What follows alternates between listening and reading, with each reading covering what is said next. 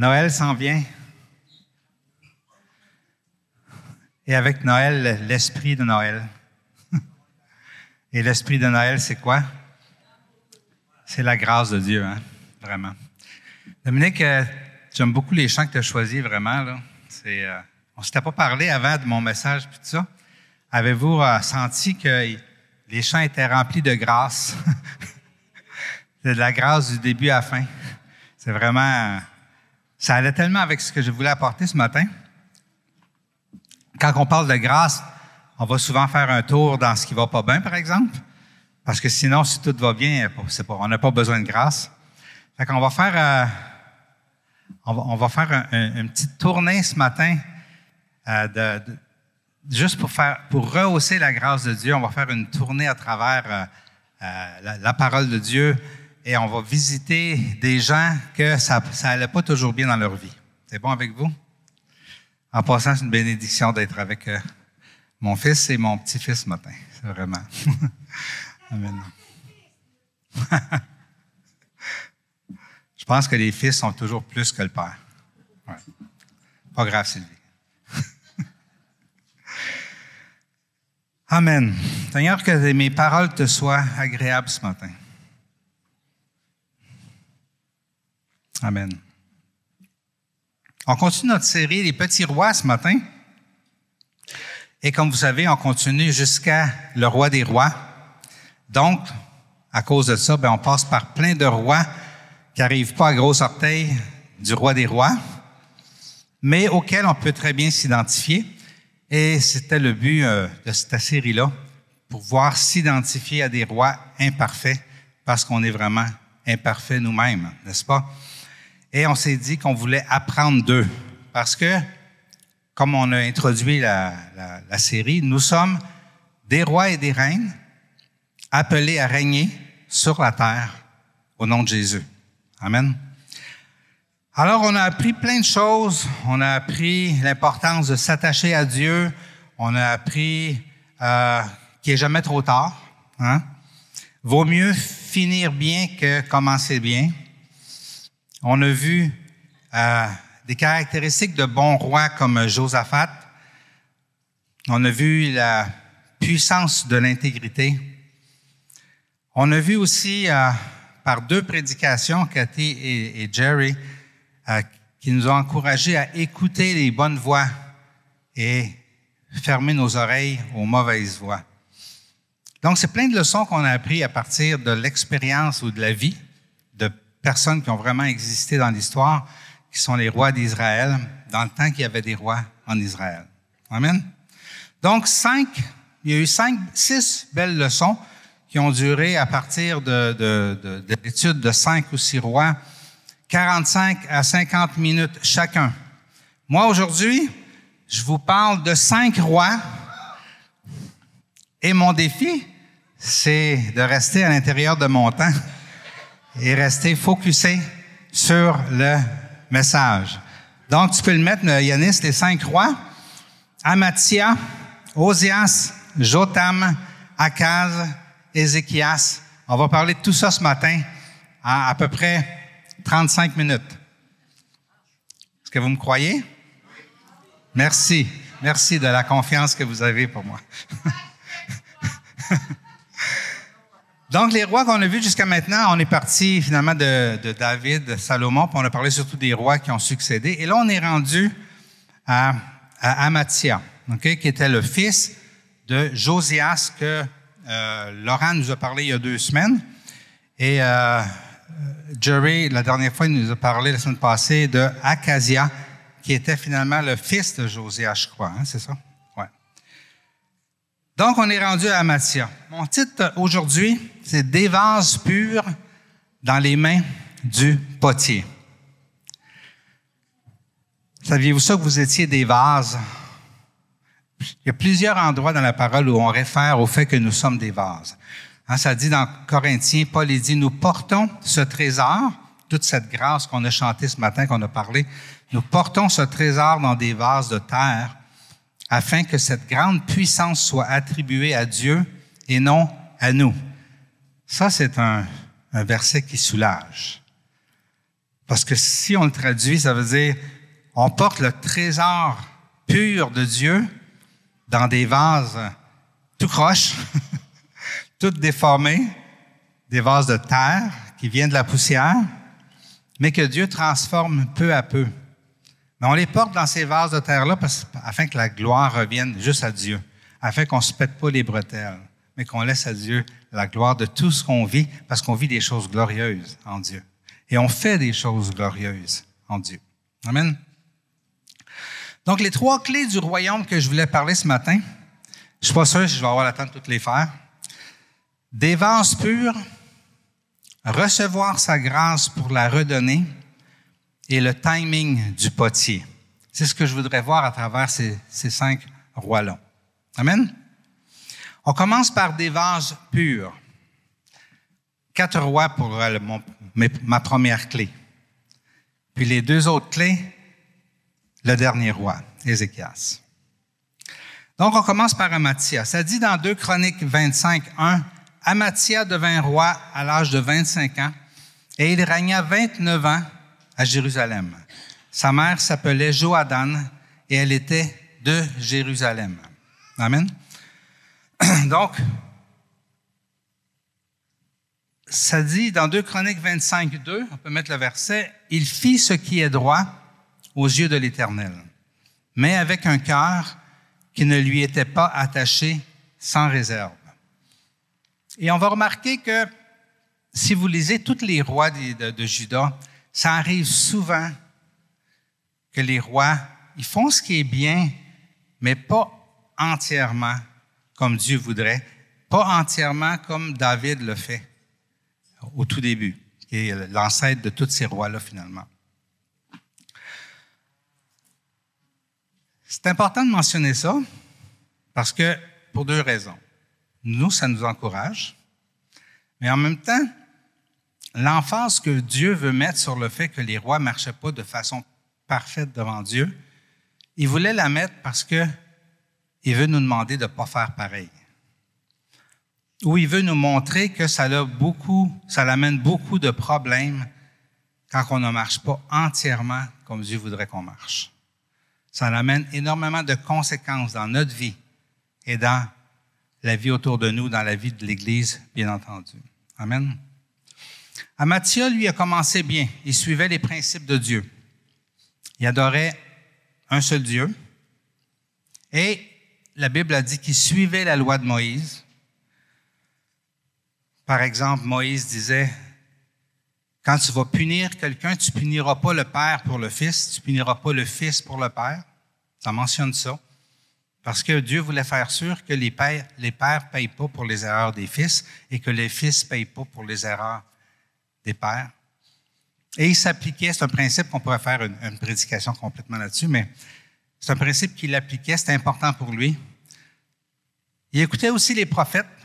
Hein, il y a une histoire pendant la vie d'Amathia où il a voulu engager plein d'hommes dans son armée qui ne venaient pas de la tribu de Juda, mais qui venaient de plein de tribus d'Israël au nord, qui, eux, étaient rebelles à Dieu, qui adoraient des statues, qui avaient plein d'idoles.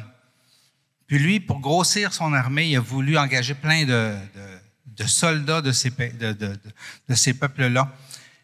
Et Dieu lui a envoyé un prophète. Hein? Et le prophète lui a dit, non, Dieu ne veut pas que tu fasses ça. Dieu est avec toi, tu n'as pas besoin d'engager des gens qui ne me suivent pas. Ça dit, alors Amathia se sépara de la troupe qui était venue d'Éphraïm. Éphraïm, c'est une des tribus du nord, vers lui. Il la renvoya chez elle. Ça dit, mais ces hommes furent très irrités contre Juda et c'est en colère qu'ils repartirent chez eux. Des fois, c'est pas toujours facile de faire la volonté de Dieu. Des fois, ça peut créer de la colère. Des fois, on peut se laisser intimider et décider de faire des compromis. Mais Dieu nous dit non. Mes voies sont mes voies. Puis même si les gens sont fâchés, même si ça les dérange, suivez mes voies. Et c'est ce que Amathia faisait au début de sa vie. Donc, ça allait bien. Si on regarde ce qu'il disait d'Amathia dans le livre des rois, parce que nous, on est en train d'étudier principalement les rois qui sont dans le livre des chroniques, c'est-à-dire les descendants de David jusqu'à Jésus, okay? C'est-à-dire jusqu'au dernier roi et éventuellement jusqu'à Jésus. Dans le livre des rois, il en parle souvent de façon un peu différente, des mêmes rois. Puis ça dit, « Il fit ce qui est droit aux yeux de l'Éternel, mais pas autant que son ancêtre David. » Puis là, il met une précision. Il dit, « Les hauts lieux ne disparurent pas. Le peuple y offrait encore des sacrifices et des parfums. » C'est quoi ces lieux-là? Bon, il y a une partie de ces lieux-là où il y avait des poteaux, toutes sortes de statues de poteaux, ce que les gens adoraient de faux dieux. Mais moi, je vais surtout amener votre attention ce matin sur le fait que sur les hauts lieux, les Israélites offraient du parfum au vrai Dieu, au Dieu d'Israël, à Yahweh, OK?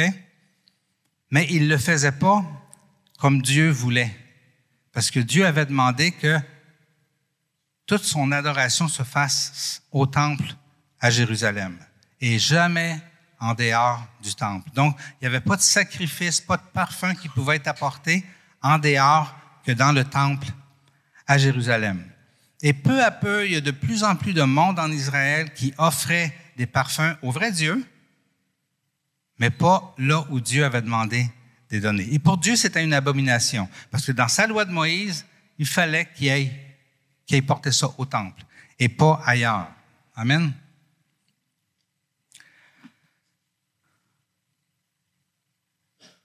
Il y a un parallèle avec Jésus ici. Jésus, c'est le seul chemin. C'est le seul berger. C'est le seul par qui on peut être sauvé. Personne ne vient au Père que par lui. Et Jésus est aussi le temple. Dieu préparait son peuple pendant des générations à leur faire réaliser qu'il y a une seule porte pour le rencontrer, c'est Jésus-Christ. Qu'il y a un seul chemin qui mène au Père, c'est Jésus-Christ.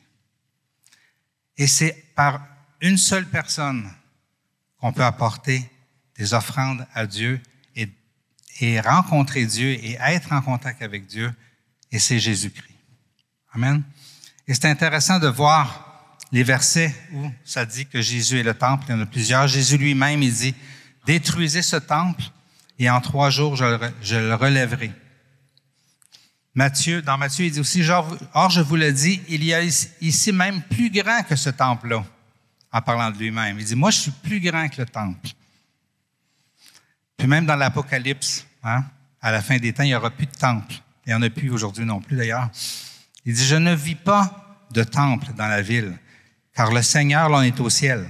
Car le Seigneur, le Dieu Tout-Puissant, est son temple, ainsi que l'agneau. » Le temple, c'est Jésus-Christ.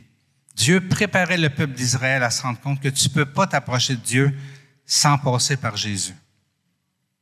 Mais Jésus n'étant pas venu, c'était le temple qu'il représentait à ce moment-là. Amen. C'est intéressant que dans tout l'Ancien Testament, la grosse emphase de Dieu, dans les reproches de Dieu, c'est toujours par rapport à l'idolâtrie. Parce que c'est le début de tout le reste des malheurs. Quand tu coupes ta relation avec Dieu que Dieu avait bien établie par le temple, quand tu la coupes, cette relation-là, tu dévies.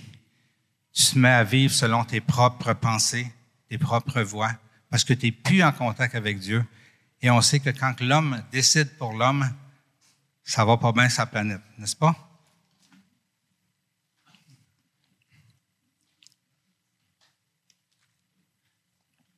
Dans la Nouvelle Alliance, ce que Dieu demande le plus de nous, c'est d'enlever tous les obstacles entre nous et Dieu.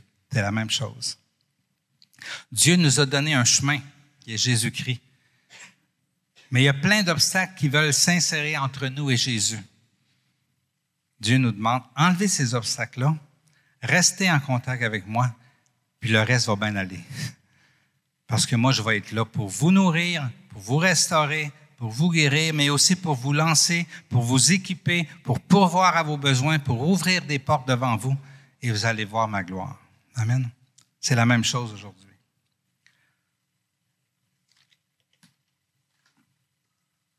Amathia avait tous les pouvoirs, était roi. Il aurait pu en profiter pour éliminer tout ce qui interférait, OK, avec la relation avec Dieu pour le peuple. Mais il ne l'a pas fait. Et ça dit dans 2 Chroniques 25, 14, 16, « Puis il s'enorgueillit. Lorsqu'Amathia fut de retour après la défaite des Édomites, il fit venir des dieux, des habitants de Séhir, et en fit des dieux. Il se prosterna devant eux et leur offrit des parfums. Alors la colère de l'Éternel s'enflamma contre Amathia, et il envoya vers lui un prophète qui lui dit, je viens de perdre ma place. Pourquoi as-tu recherché les dieux de ce peuple alors qu'ils n'ont même pas pu les délivrer contre toi? Je t'ai donné la victoire contre eux. Puis toi, tu décides d'adorer leur Dieu. Hein? Et Dieu lui fait un reproche. Et Amathia, mais sa vie, elle a pas bien fini. OK? Finalement, sa vie a mal fini. Loin de Dieu.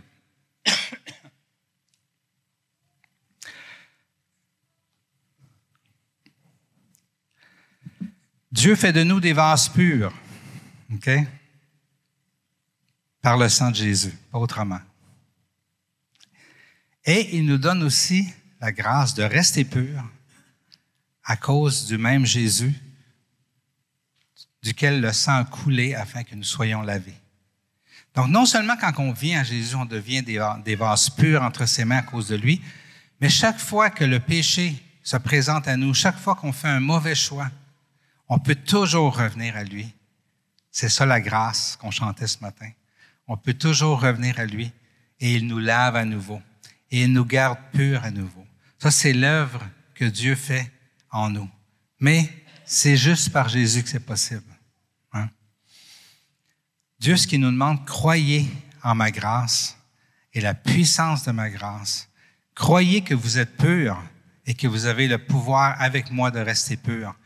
Si vous restez proche de moi, si vous marchez avec moi, si vous enlevez tous les obstacles entre vous et moi. Amen. Ça, c'est l'œuvre de la grâce en nous. C'est notre espérance. Ça dit, dès le moment où Amathia se détourna de l'Éternel en formant une conspiration contre lui à Jérusalem, il s'enfuit à Lachis, mais on le poursuivit là-bas et on les fit mourir. Parce qu'il a laissé contaminer le peuple par l'impureté, par le fait de vivre sa foi autrement que Dieu l'avait demandé, par un autre que Jésus, amen, que le temple. Osias, c'était son fils. Ça dit, Osias avait 16 ans lorsqu'il devint roi, et il régna 52 ans à Jérusalem. Sa mère s'appelait Jécolia, et elle était de Jérusalem. Dans 2 Chroniques 26, 4 à 5, ça dit, « Il fit ce qui est droit aux yeux de l'Éternel, entièrement comme l'avait fait son père Amathia. » Tout de suite, on a un indice que c'était pas parfait, n'est-ce pas?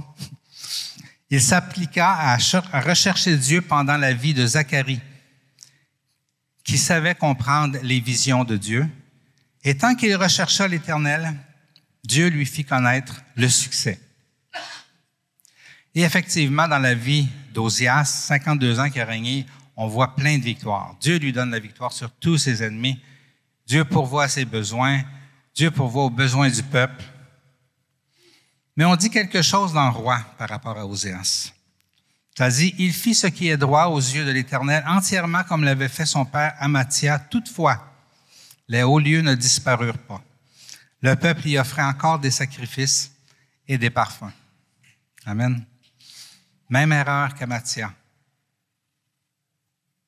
Il n'avait pas à cœur de purifier tout ce qui n'était pas de Dieu dans le peuple, afin que le peuple puisse rentrer dans ce plan-là que Dieu avait, de pouvoir être en communion avec Dieu et de bénéficier de toutes les grâces que Dieu veut nous donner depuis tout le temps.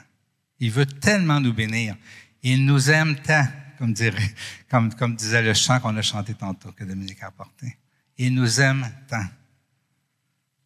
J'ai bloqué le plus quand j'ai essayé de traduire ce chant-là, quand ça dit que la terre rencontre le ciel rencontre la terre avec un floppy wet kiss. un gros bec mouillé, là. Tout mouillé, là, tout baveux, là. Il dit, comment je traduis ça? Pour le vrai, j'ai essayé pendant un an ou deux de traduire, puis je m'arrêtais tout le temps. Là, Dominique a mis ça ce matin. J'étais vraiment content.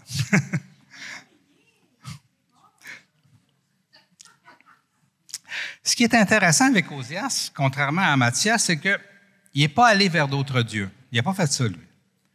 Il n'a pas fait venir les dieux d'ailleurs, puis il ne s'est pas mis à adorer d'autres dieux. Mais il a fait d'autres choses. Hein?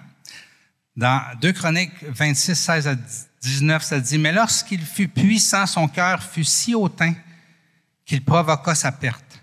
Il fit preuve d'infidélité envers l'Éternel, son Dieu, en pénétrant dans le temple de l'Éternel pour brûler des parfums sur l'autel des parfums. » Il n'a rien fait de mal.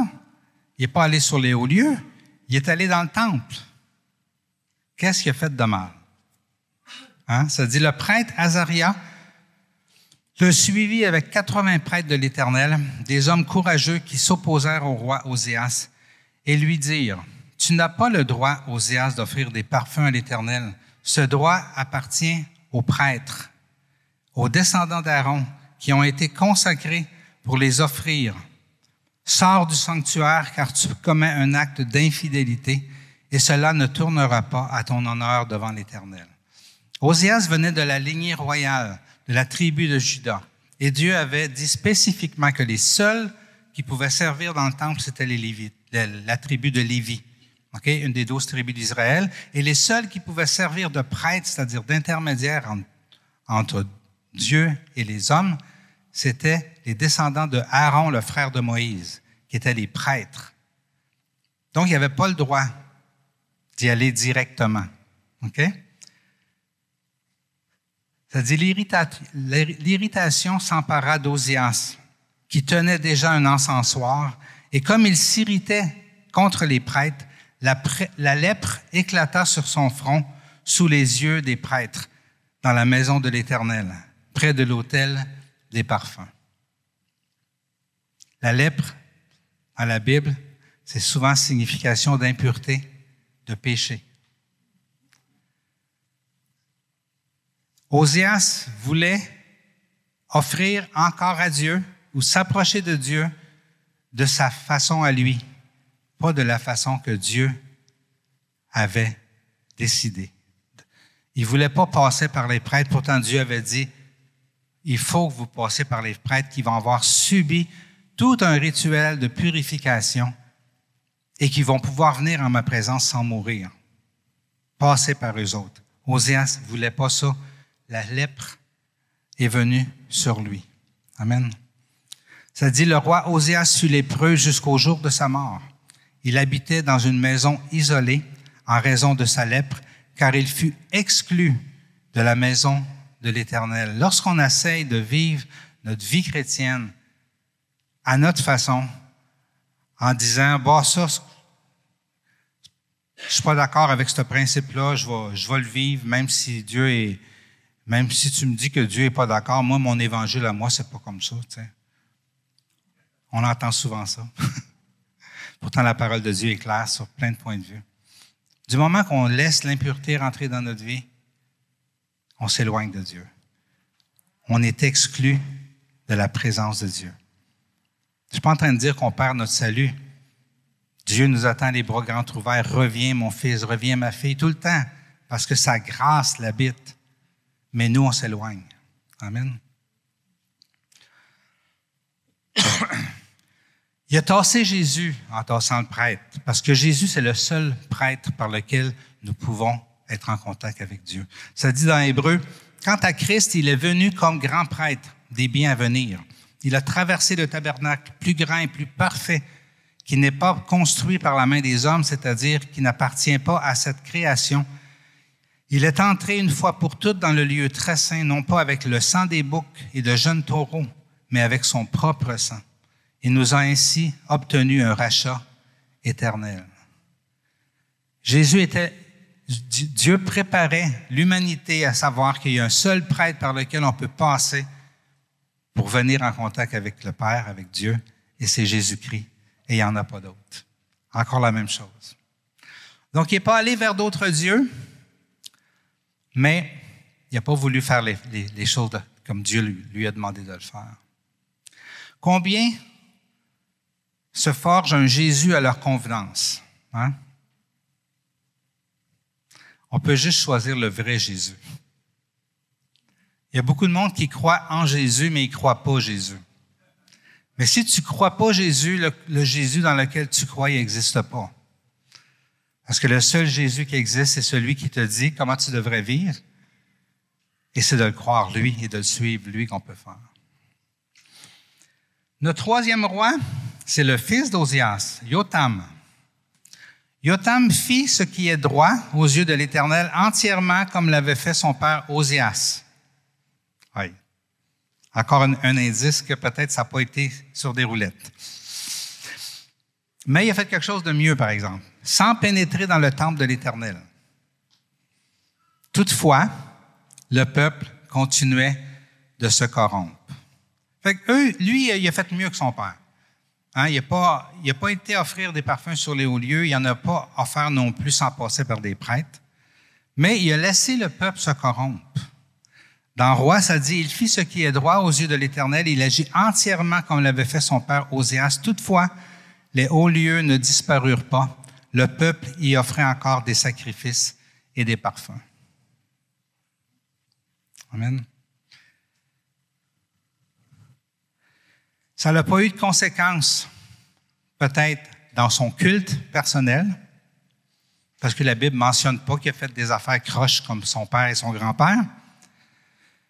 Mais son fils, par contre, ça dit dans 2 Chroniques 28, 1 à 4, « Akaz avait 20 ans lorsqu'il devint roi, et il régna 16 ans à Jérusalem. Il ne fit pas ce qui est droit aux yeux de l'Éternel, contrairement à son ancêtre David. Il marcha sur la voie des rois d'Israël. Il fit même fabriquer des idoles en métal fondu pour les Baals, brûla des parfums dans les vallées des fils de Hinnom et fit passer ses fils par le feu, conformément aux pratiques abominables des nations que l'Éternel avait dépossédées devant les Israélites. » Parce qu'il n'a pas voulu éliminer tout le mal d'Israël dans ce qui a trait à l'idolâtrie, il y a eu des conséquences. Son fils a fait des abominations pires que lui, que son père et que son grand-père. Amen. Des vases purs. Dieu nous demande de rien laisser rentrer d'impur en nous. Et au niveau de l'Église, Dieu nous demande aussi d'être vigilants. Parce que ça ne prend pas grand temps qu'on se contamine. Amen. Et j'avais à cœur de faire une petite parenthèse ici au sujet de notre religion dans laquelle on a appartenu, la majorité d'entre nous, qui est la religion catholique. OK? Je veux vous dire en partant que j'honore la religion catholique de tout mon cœur. Pourquoi? Parce que ma grand-mère, c'était une catholique exemplaire, une femme qui aimait Dieu, une femme qui connaissait Dieu, une femme née de nouveau et qui a semé dans ma vie et qui a fait qu'aujourd'hui, je peux connaître Dieu. Je sais que c'est grâce à elle. Et pas juste elle, mais j'ai vécu des moments forts quand j'ai grandi dans l'Église catholique. Quand j'étais servant de messe, j'allais à des conférences, des fois des retraites. Puis j'étais jeune, j'étais adolescent, puis j'étais touché par ce que j'entendais. Donc oui, j'honore cette religion-là et l'esprit, dans le temps que je me suis un peu rebellé contre elle et que je me suis mis à la blaster, j'ai eu une époque de ma vie que j'ai fait ça. L'Esprit Saint m'a toujours ramené. Et Dieu, il me chicanait. Puis il me dit, là, tu es en train de déprécier cette religion-là qui confesse mon nom, okay? Dont le credo est le même que n'importe quelle dénomination, okay? Et que je me suis servi pour semer Christ en toi. Et je me rappelle un soir, j'ai pleuré devant Dieu et je me suis repenti. Mais depuis ce temps-là, j'ai toujours continué d'honorer cette Église imparfaite, mais cette Église que Dieu a utilisée pour me semer.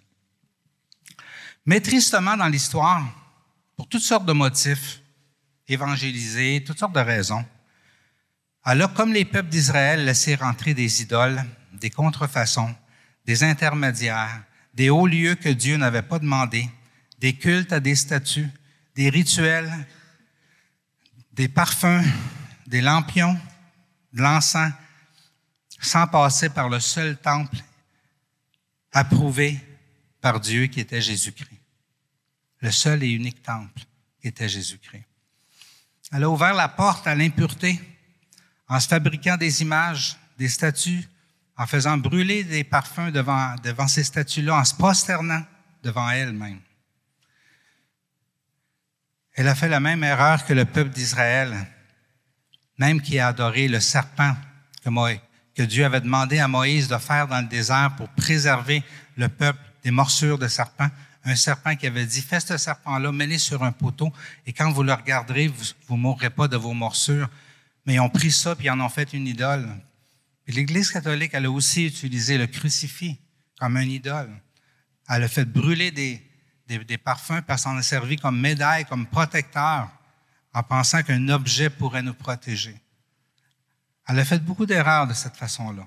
Ça s'est fait tranquillement, subtilement, au courant de l'histoire. Lorsque les doctrines ont été contestées par d'autres chrétiens, elle a dû formellement établir que l'interprétation de l'Église catholique et ses révélations ont autant de foi que la parole de Dieu. Dans le catéchisme de l'Église catholique, ça dit « La sainte tradition et la sainte écriture », on peut le mettre, constituent un unique dépôt sacré de la parole de Dieu confiée à l'Église. La tradition est aussi importante que l'Écriture, car elle est le canal par lequel la Bible a été transmise, interprétée et mise en pratique. Ils ont été obligés de faire ça pour que leur doctrine soit acceptée. Hein? Ils ont dû s'inventer un paquet de choses pour expliquer leur doctrine. Ils ont inventé les limbes, le purgatoire, et plein d'autres théories comme ça, pour que ça fitte avec leur façon de voir les choses, leur tradition qui mettait à la même hauteur que la parole.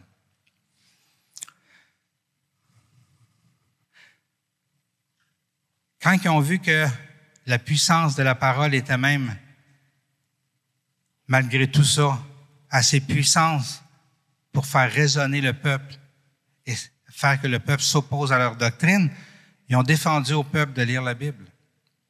Et même, il y a eu une époque que même les prêtres n'avaient pas le droit de lire la Bible, c'était juste les évêques qui avaient le droit de la lire. Voyez-vous comment peu à peu, quand on introduit de l'impureté, jusqu'où ça peut aller. Amen. Donc, comme le peuple d'Israël, l'Église catholique a laissé entrer l'impureté, elle s'est renfoncée. Elle s'est renfoncée. Amen. Et c'est pour ça qu'il y a 500 ans, il a commencé à avoir plein de mouvements chrétiens qui sont sortis de l'Église universelle. Des milliers de mouvements chrétiens aujourd'hui existent parce qu'ils ne voulaient pas rester sous ça. OK? Alors, qu'est-ce qu'on devrait rejeter? Est-ce qu'on devrait rejeter cette religion dans laquelle la plupart de nous avons grandi à cause de leur erreur du passé? Ceux qui croient ça n'ont pas compris la grâce. Ceux qui pensent ça, ils n'ont pas compris c'était quoi la grâce. Que ceux qui n'ont jamais péché jettent la première pierre, qu'a dit Jésus. Parce que la femme adultère avait rien fait de mal qu'il a dit ça. C'est pas pour ça qu'il a dit ça. C'est parce que Dieu veut faire grâce à tout le monde, à cette femme et à toutes nos erreurs que nous aussi on fait dans nos propres églises. Il veut faire grâce aux catholiques comme aux protestants qui ont fait aussi plein d'erreurs et comme aux évangéliques qui en font encore plein aujourd'hui. La religion catholique est celle qui a porté le message de Jésus-Christ pendant des siècles et des siècles. Elle ne serait pas arrivée à nous si ça n'avait pas été d'eux. Il faut les honorer pour ça. Dieu les a utilisés comme tremplin pour lancer des milliers de mouvements chrétiens qui sont en train de changer le monde aujourd'hui. Des milliers de personnes vivent une foi sincère avec Jésus comme chemin, vérité à vie au sein de l'Église catholique. Il y en a toujours eu. C'est eux qui ont porté dans des vases purs l'Évangile à travers les siècles, depuis que l'Église était glorieuse dans les premiers siècles et même pendant toutes les années où ce qui s'était éloigné. Ces milliers de personnes catholiques étaient les vases purs qui portaient l'Évangile à travers les siècles et qui est arrivé jusqu'à nous. Amen. Par la même grâce que pour nous, ces gens-là sont nés de nouveau. Par la foi en Jésus, des gens nés de l'Esprit, à cause de leur reconnaissance que Jésus est Dieu et Seigneur, à cause qu'ils ont fait de Jésus le Seigneur de leur vie, comme nous. Parce que Dieu est le Dieu de chaque individu. Et le message de Jésus, la puissance du nom de Jésus, a toujours, à travers tous les siècles, touché des cœurs.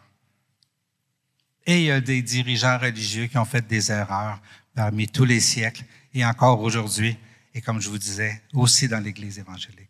Amen. Nous, comme Église, on aime et on côtoie nos frères et sœurs catholiques. On aime bâtir avec eux, on aime prier avec eux, on aime louer avec eux, et on le fait, et c'est glorieux. Tous ces gens-là qui, comme nous, connaissent le Seigneur. Amen. Ils nous enrichissent parce qu'on a des forces et ils se servent de nos forces comme l'évangélisation, la louange qu'ils découvrent, puis tout ça. Et nous, on apprend d'eux parce qu'ils ont des choses qu'on n'a pas.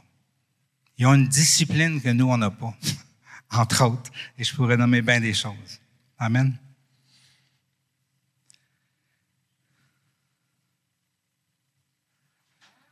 Amen.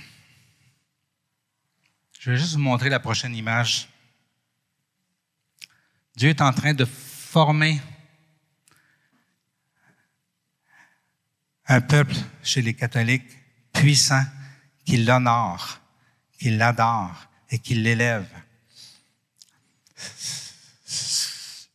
Ce rassemblement-là, rassemblé par un groupe de louanges qui s'appelle Glorious, qui est un groupe de louanges catholique. Et quand tu regardes leurs vidéos, ils sont au milieu des cathédrales et sont pas tournés vers les statues, sont toutes tournées vers le centre pour adorer le vrai Dieu. Et ça les dérange même pas, toutes ces statues-là autour d'eux autres, parce que leur cœur est pour Jésus-Christ. Et il y a 3 jours, ils ont posté ça. Ils disent, il se passe quelque chose en France dont vous n'entendrez pas parler dans les médias. Il se passe quelque chose qui dépasse infiniment Glorious, qui est le nom de leur groupe. Des milliers de personnes sont en train de revenir à la foi en Jésus. Des milliers de personnes reviennent à Dieu. Prions pour eux, afin que l'Esprit les débarrasse de tout ce qui les empêche d'avancer, parce qu'en ce moment, Dieu est en train d'installer son royaume et de faire un grand réveil au sein de l'Église catholique. Et moi, je pense qu'on a intérêt à se faire grâce les uns les autres, toutes les dénominations. Amen. Ça m'amène à mon dernier point, parce que je ne ferai pas les 3.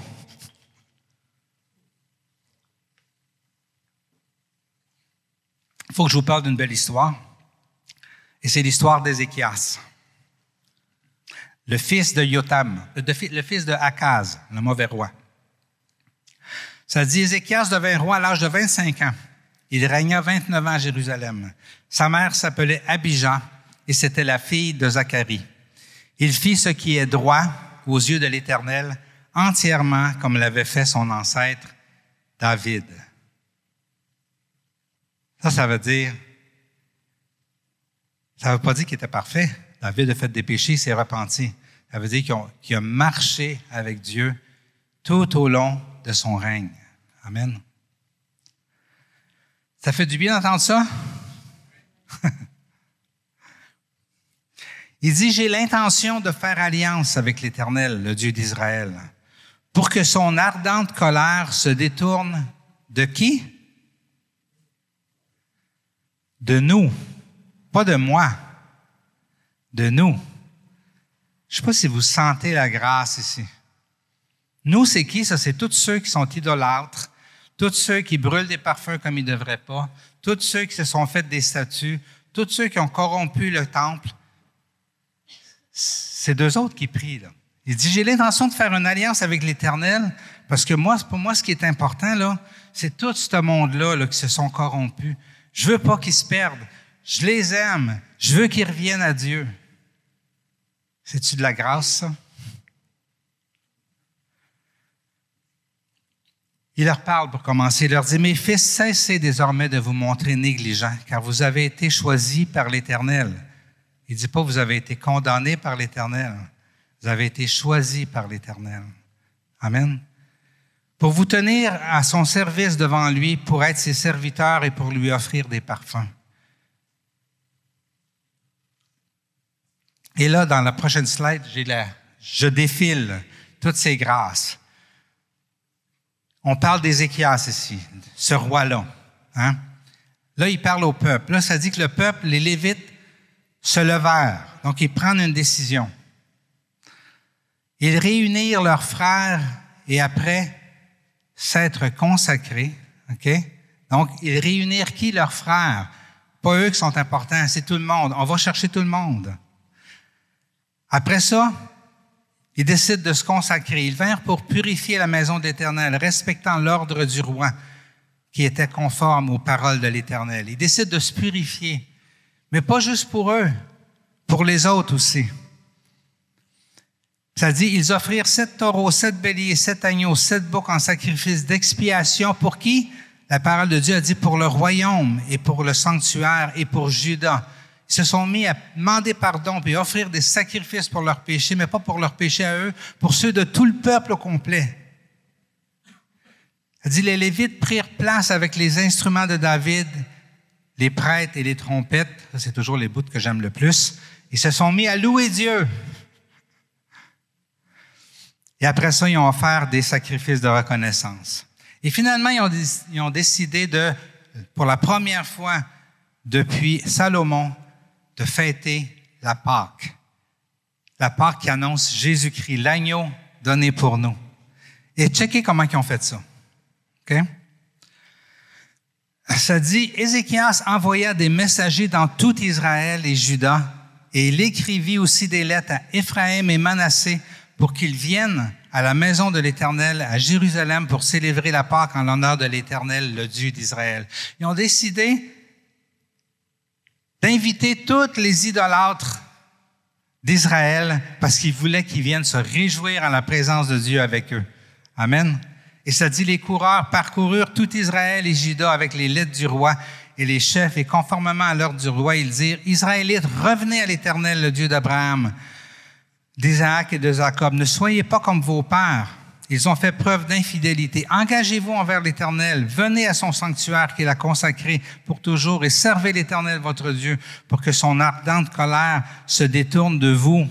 Je veux pas que vous périssiez. Je vous aime. Je veux vous faire grâce. Venez adorer l'Éternel. Si vous revenez à l'Éternel, vos frères et vos fils seront l'objet de sa compassion. Si vous revenez à Dieu, non seulement vous, mais vos enfants, vos familles, vos frères, ils vont faire l'objet de la compassion de Dieu.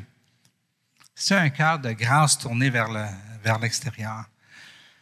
La grâce qui vient de Dieu. L'Éternel, votre Dieu, fait grâce et est rempli de compassion. Il ne se détournera pas de vous si vous revenez à lui. Ça, c'est son cœur. Ça dit que les coureurs allèrent partout et ils se moquaient d'eux. Mais il s'en fout de ceux qui se moquent d'eux. On s'en fout de ceux qui se moquent de nous autres. Ce qui est important, c'est que si on parle de Dieu devant 50 personnes, c'est qu'il y en ait un qui entende bien, puis qui vienne au Seigneur. Puis c'était leur cœur, ça. Parce que ça dit, cependant, quelques hommes issus d'Asser, de Manassé, de Zabulon s'humilièrent et vinrent à Jérusalem. Il y en a qui sont venus quand même. Amen. Et il y a eu une population nombreuse qui se sont réunis à Jérusalem, puis ils ont été tous détruire les hauts lieux qui restaient, puis se sont mis à célébrer Dieu. La grâce qui libère. Enfin, ces personnes-là, à cause de la grâce qu'Ézéchias avait envers eux, ça dit, ils firent les sacrifices de la Pâque le 14e jour du 2e mois. Mais c'est intéressant parce que ça dit qu'ils étaient remplis de honte, les prêtres et les Lévites qui s'étaient consacrés. Mais Dieu les a libérés de leur honte et ils se sont mis à célébrer Dieu à cause de la grâce. Hein? Puis ça dit qu'il y avait plein de monde qui venait du Nord, qui n'avait pas eu le temps de se purifier comme Moïse voulait qu'ils se purifient. Mais, regardez ça. Mais Ézéchias pria pour eux en disant, « Veuille, Éternel, qui est bon, pardonner à tous ceux qui ont appliqué leur cœur à te chercher, à chercher l'Éternel, le Dieu de leurs ancêtres, même s'ils n'ont pas pratiqué la sainte purification. » L'Éternel exauça Ézéchias et il épargna le peuple. Amen. Je vais inviter Dom, puis Néhémie, s'il va revenir. Néhémie, es-tu là? Ah, il est là. OK. Pour faire le dernier chant, je termine pendant qu'il se prépare. Le cœur d'Ézéchias, qui avait connu la grâce de Dieu, c'était pas pour lui. Parce que cette grâce-là qu'on a reçue chacun, ça nous garantit notre salut. On n'a pas à s'inquiéter.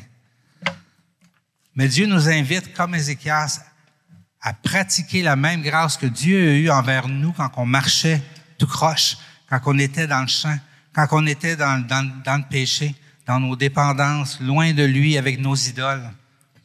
Il a eu cette grâce-là envers nous.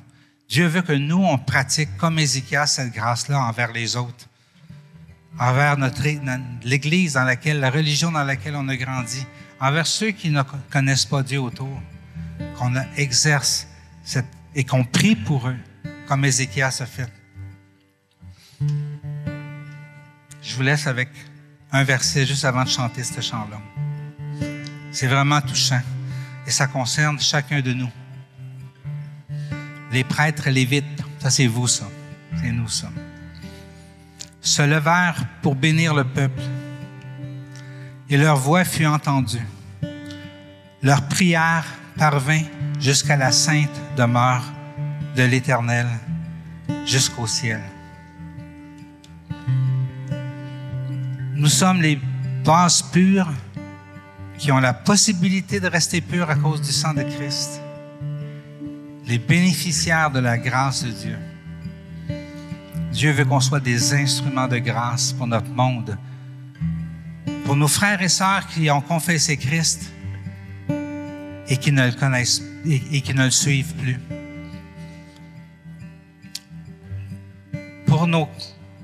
Pour ceux qui pratiquent une religion chrétienne, mais qui ne connaissent pas encore Jésus-Christ.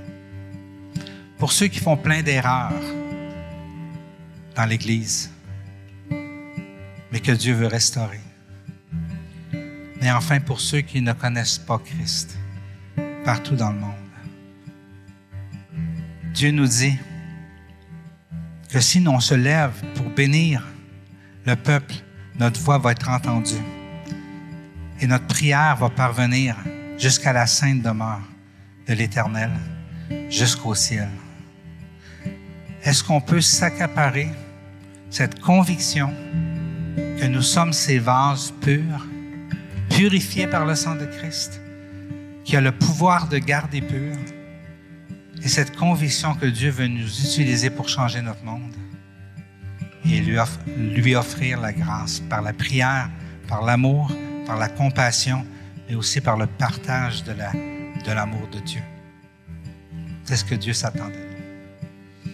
Seigneur, c'est ce que je te demande, Seigneur, pour chacun de nous. Que tu puisses nous donner cette pleine conviction que tu as déversé la grâce sur nous. Mais que nous sommes ces prêtres qui ont ce pouvoir de déverser ta grâce sur le reste du monde. Aide-nous, Seigneur, au nom de Jésus.